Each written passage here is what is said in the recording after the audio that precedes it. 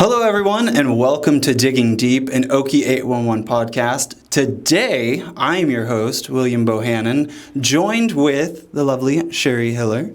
Thank you. And, of course, as always, my colleague, Luis Rendon. Thank you.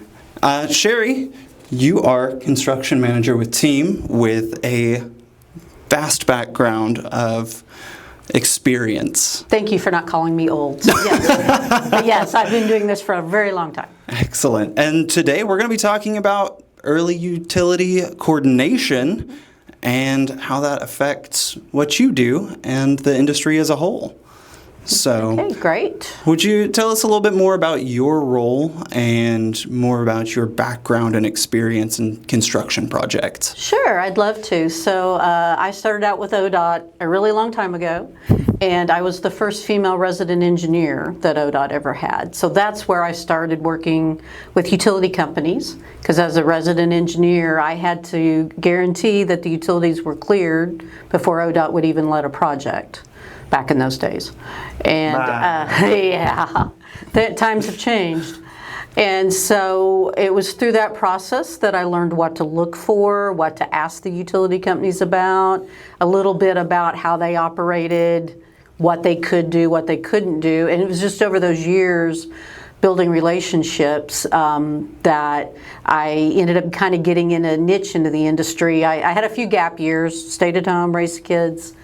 And when I came back in the industry, fell into this niche about 15 years ago. And so now my expertise is in utility. I call me a utility service provider. And my biggest clients are ODOT and OTA. And so what they allow me to do is get involved at the very beginning of a project. As soon as they know they want to build a road from A to B, they show me a box where it is, and then that's where I start engaging Okie 811, start looking for what's out there and maybe what we can avoid so we don't even have to move it to start with. So it's my construction background that lets me read sets of plans, which sometimes people just get freaked out when we throw a set of ODOT plans in front of them. You just throw a stack of papers in and you're like, well, here we go. Yeah.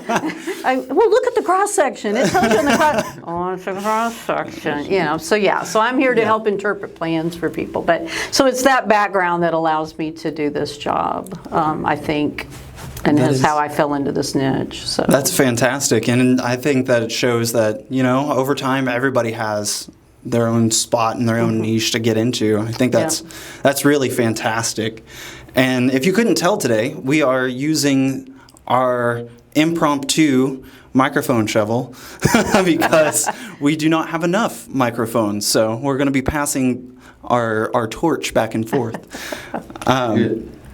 Would you like to insert? Yeah, we'll pass. Thank you so much, sir. It's a pleasure. So I want to start, Sharri, right off the bat. What are the biggest challenges when it comes to coordinating and making sure that everything is in place? Well, probably the biggest challenge is just finding the person you need to talk to. Now, the companies that I impact all the time, the public utilities, I know who exactly to call, or email. That's not a problem. But it's the companies that I am working with for the very first time, and I don't have a clue who to talk to. Or maybe I haven't talked to him in 10 years, and I'm like, oh, he's probably retired by now. Who do I call? And so it's just trying to track down the right person a lot of times, because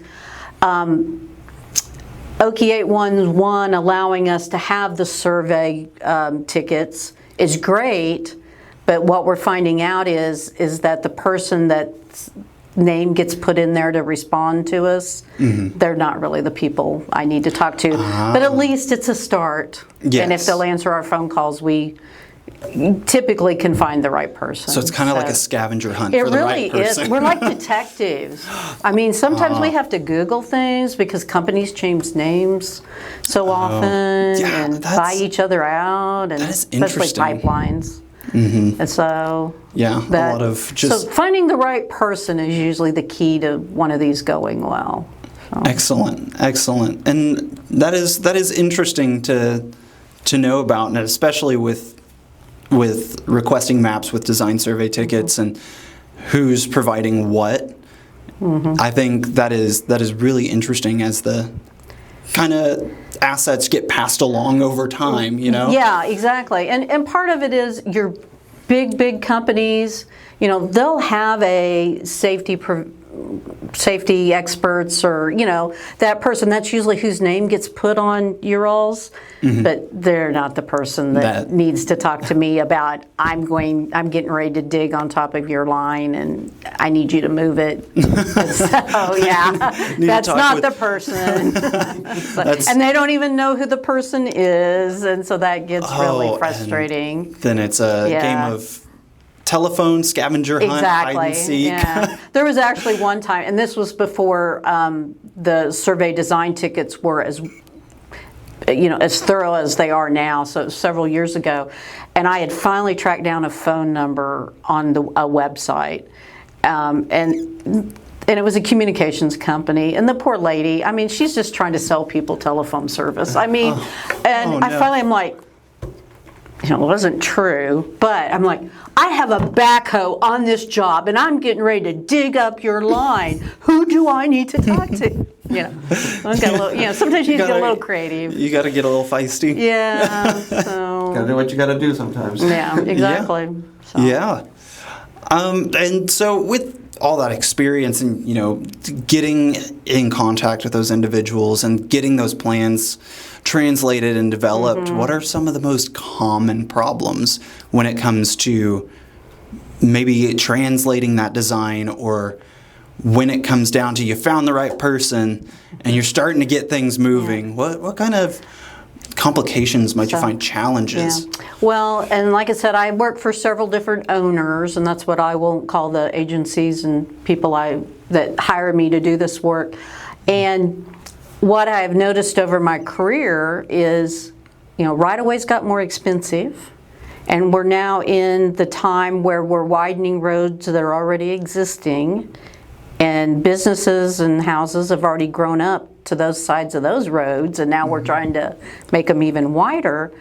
And so the appetite to buy as much right-of-way as there used to be is not out there, because it's more expensive and they don't want to disrupt businesses. So how does that work over time? Like, how does, you know, the whole planning when it comes to like expanding those roads? And I know it's a tricky question, but I mean, I know that you play like, you know, kind of superhero mode because you have to like figure it out all at once. But when that happens, does it have like an estimated time of like getting everything done? Like it does. It complicates things, because then it becomes the puzzle of, well, can you move to the other side of the road because there's more room over there?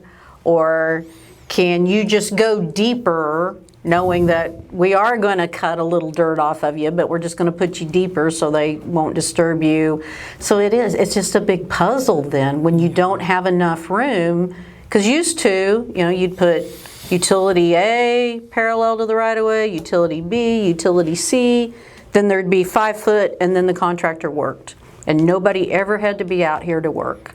Now, those days are gone. I very seldom get enough right-of-way for all the utilities. So. Where I live, I can see, I mean, it kind of, I was telling my wife today, it's like, I wonder how the process of like expanding, because I mean, the roads were fine, and then all of a sudden, well, let's expand, let's put a new exit here on the other side, and I'm like, I wonder what comes to their mind in terms of like, I guess projection, like, hey, I guess, you know, like you said, businesses are growing, blah, blah, blah, with traffic also has to be. Traffic counts that drive it. And then it has to be a whole civil engineer, like, hey, maybe we need to like, you know, in the next couple of years, this is gonna like overgrown.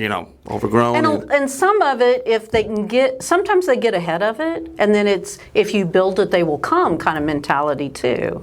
But that really depends on the owner. And that's proposed from who? Like expanding in well, right now, the biggest driver of that in Oklahoma is probably the Turnpike Authority. They have the capacity to think like that. And like make those decisions. Make those decisions looking out for the future, yeah. Oh, perfect. And I had a question in my, I was going to say this, not a question, but I do find, and I think like you're saying, trying to find the right person and all that kind of stuff is, in this industry, it's hard to be on the same page because of the coordination part of it. Like trying to I want to understand you. I want you to understand me. Can we work together? Yeah. Let's collaborate. Right. And that's what the people that work for me and that I've had the opportunity to train over the last few years, we talk about, if I know you, if I've been working with you the last 15 years, there's no need for me to drive 40 miles and you to drive 70 miles for us to stand on the side of the road for 30 minutes and figure it out. Mm-hmm. We have a relationship. You know me, I know you, I know what you're capable of. Sometimes we can even just do it with emails or Teams. Mm-hmm. But if I have never met you, I have no idea if you understand when I send you a set of plans what you're looking at. We're going to meet face to face. I'm going to drive, you're going to drive, we're going to meet. Because it's that relationship building. Just like anything. Oh, absolutely. Because some of these people I have been working with for over 20 years. And, so we'll go to lunch. The ones I like, we'll go to lunch. I schedule them at 11 so we can go to lunch. They know how you like your coffee? Yeah, exactly. So, I get sad when people retire, and they're starting to get to where they're retiring on me, and it's like, no, you can't leave yet. You can't leave. I'm not done, so you can't be done. Yeah, it is a lot of building those relationships, and it sounds like reading a lot of what those abilities are with individuals. Yeah, it is, because again, highway construction plans are not easy to read. Mm-hmm. And I get that. And so we try to do everything we can. We try to color them up and mark them up so they can see their utility, and try to explain, what they're seeing and the 3 different views we offer them. So, and some pick it up because they have to do it all the time, so they can do it. But the ones it's like, well, it's been 15 years since anybody's hit our real water line. I don't. Oh yeah. I don't know. Nobody in the office has ever had to deal with ODOT before, and then so it is. It's just helping them and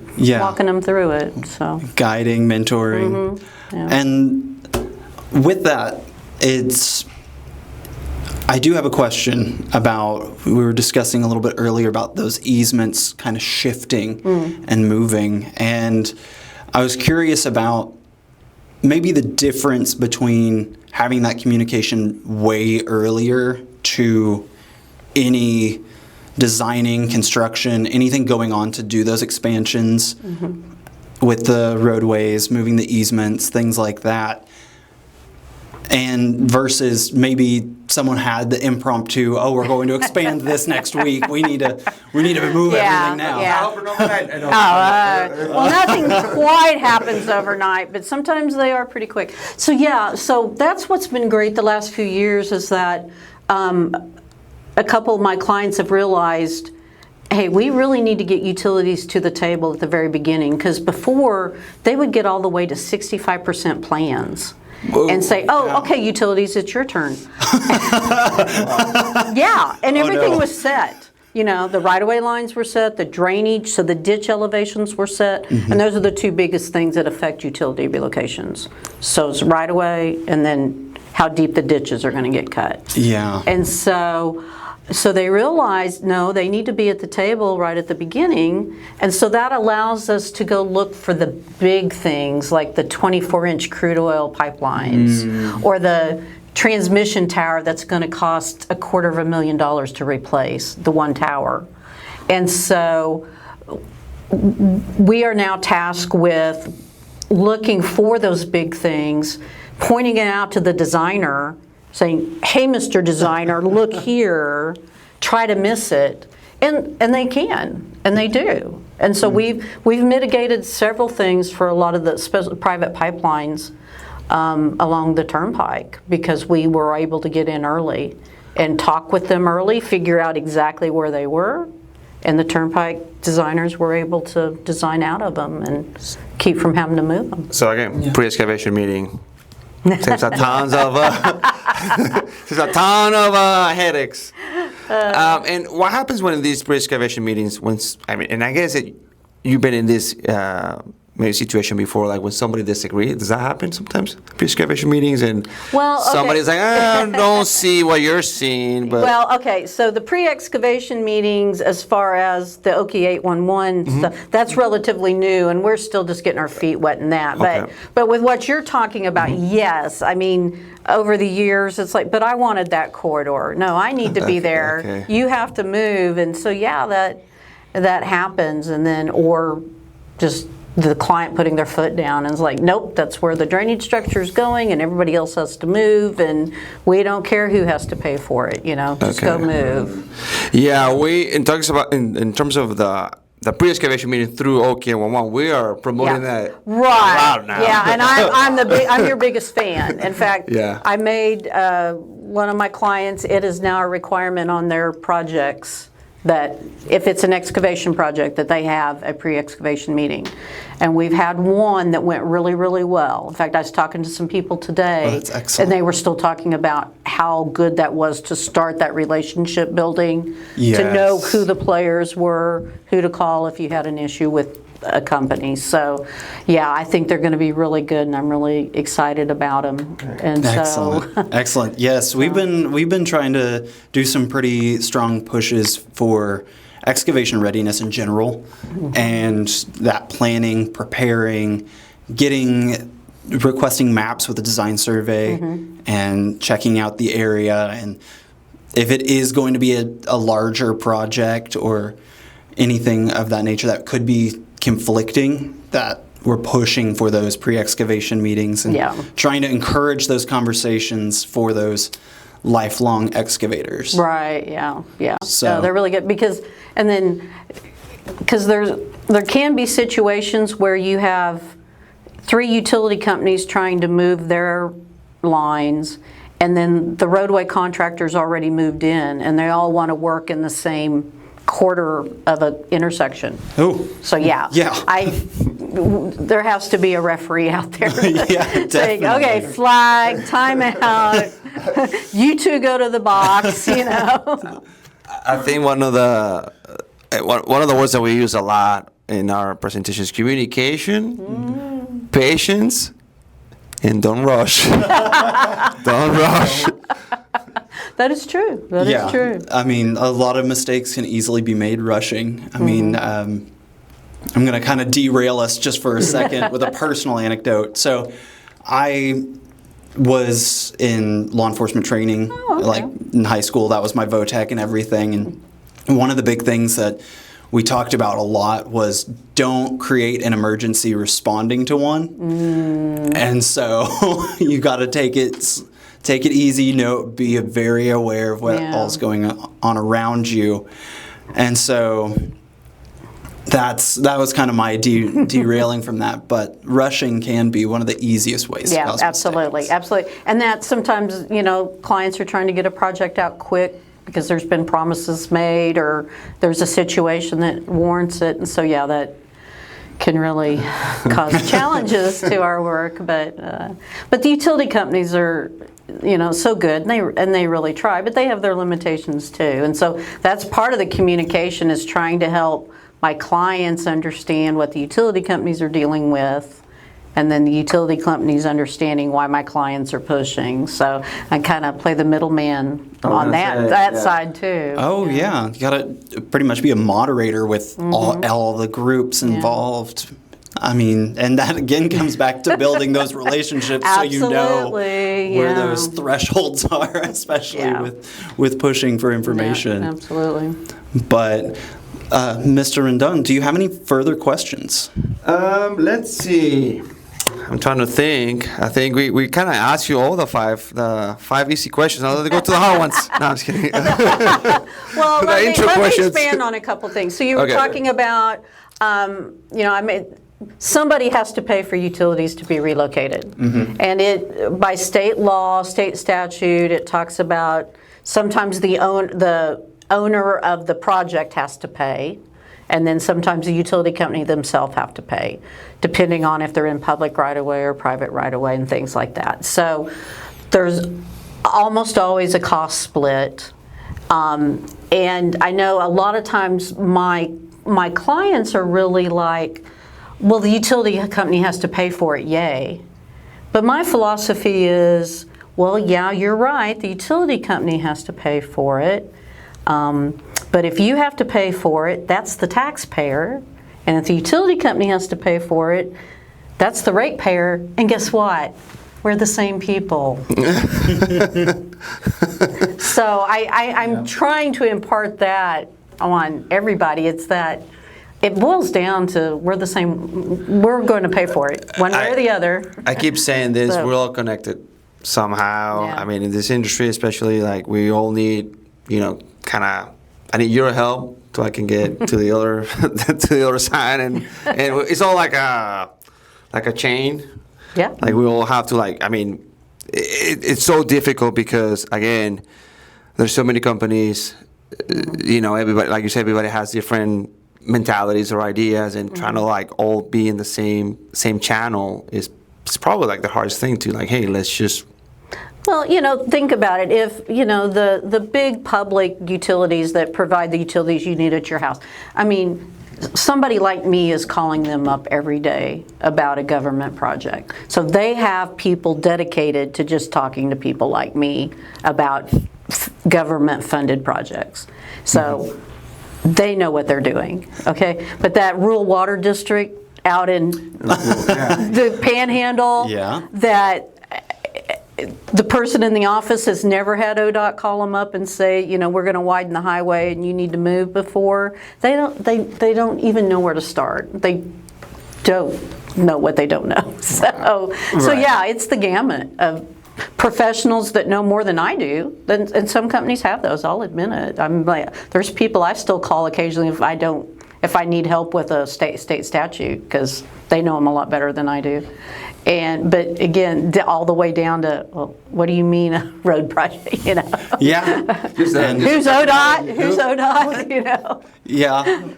And I mean, just having that information shared in general, I mean, it is surprising for us. I mean, when we came in, we hardly knew much about the processes and the damage prevention and communicating about utilities, but as we're going out and we're on the education side of it now and sharing more and more of it, we're figuring out that it's not necessarily a commonly talked about thing, having these utilities, the right-of-ways, easements, public and private lines, and Right, what yeah. those differences are. And so having what would be a free service for excavators, like you were saying, does still have a price attached to it. Yeah. Somebody is paying for the Yeah. resources to have those areas located, have those maps updated, have the material go into the ground.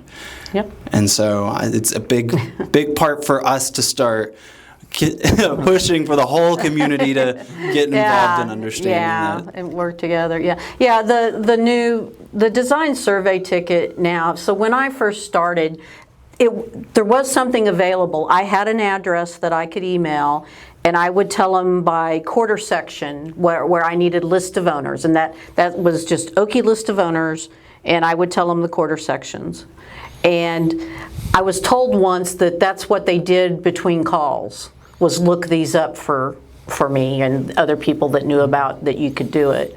And and I might get it turned around pretty quick, or it might take a couple, 3 weeks. But now being able to go in and draw that box, oh my gosh, it's amazing. Yeah, it is amazing. That's good. Yeah, it's come a long way, and I'm really appreciative of it, and the people that I work with are too. No, that's good. I mean, and again,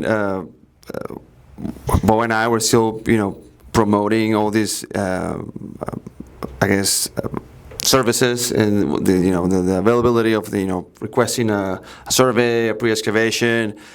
We're still promoting what OK11 is. It's kind of funny. We were saying the other day we went to a plumbing store. I don't want to promote the store because I don't even give free advertisement. Hardware. Yeah, so we're giving some flyers about a training that we're trying to deliver, trying to do. And we're okay with one, and we had our T-shirts and Right. everything. And she was like the flags, the colors, people, excavating, everything being marked. Nope. So we had to do like a little Oh, wow. Yeah. 2-minute education. They're like, oh, well, this and that. And we couldn't excavate for the utility operators. Like, oh, okay. Well, we just want to give you this. So, yeah, it was still. Even when my kids were little, they knew what Call-Okie was. So we were like in shock, like, okay, this is a plumbing company, like, or hardware, like he was saying, like, you probably have seen that one somewhere, but no, she wasn't. So I mean, like you said, like we're still trying to, keep the outreach, growing and be aggressive with it. I'm with the Spanish now, and I'm trying to again educate that group, and it just takes a village for sure. It does, absolutely. And I hope more the designers are starting to understand, and a lot of the designers are starting to get utility specialists in their companies as well. And so that's going to be helpful then, as everybody gets up to speed and understands its importance and start looking at it from day one. So. I have a clarifying question. okay. For I know I'm dragging us out. Just out of my own, I guess, ignorance, and because I'm not seeing so much the designer side of things, right?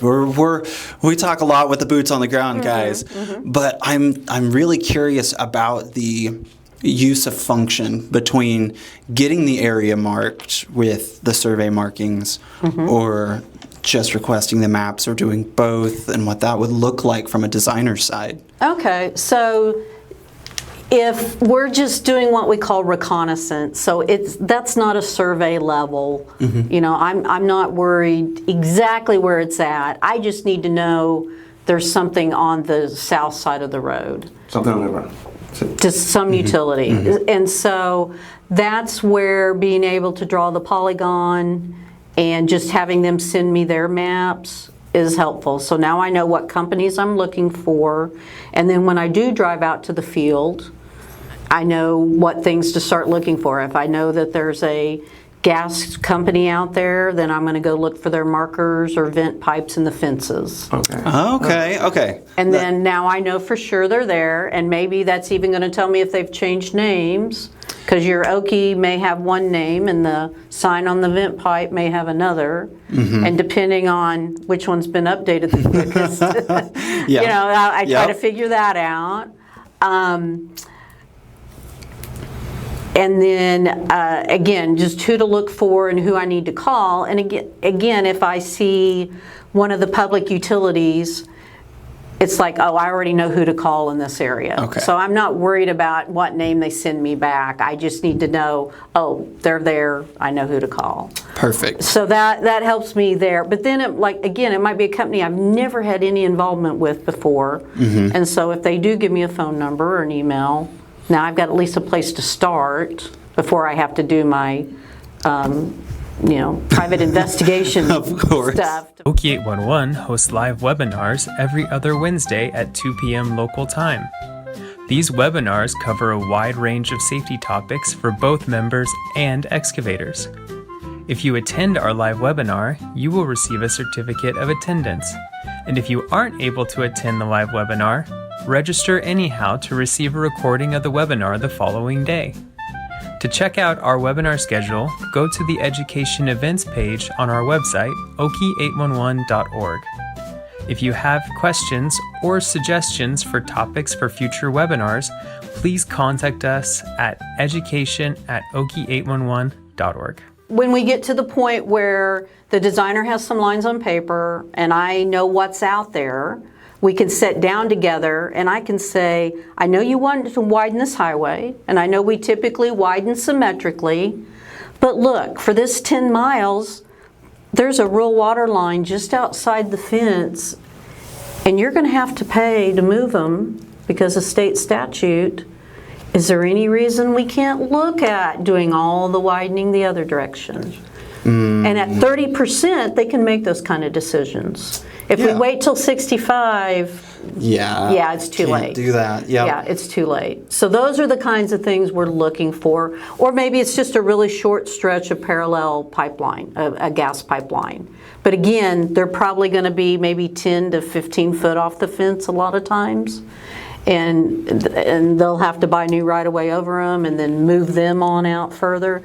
And so if we can find those things and say, let's figure a way out of this. Yeah. And then we don't even have to move them. That saves money and time. It saves money, time, keeps everybody friendly. Yeah, exactly. For the most part. Yeah. Sure. Yeah. So that's the advantage of the designer and a service provider like me sitting down early and having that information. And at that point, I may not even have had to involve the utility company very much. Once they've sent me an atlas, I may not have even, that's all they've had to do. And so I'm trying to not waste their time until I really need, their attention is like, okay, this is what it is. Sorry, we had to put a drainage structure here. You're going to have to go deeper or go around. Yeah. Because your existing facility is not going to survive.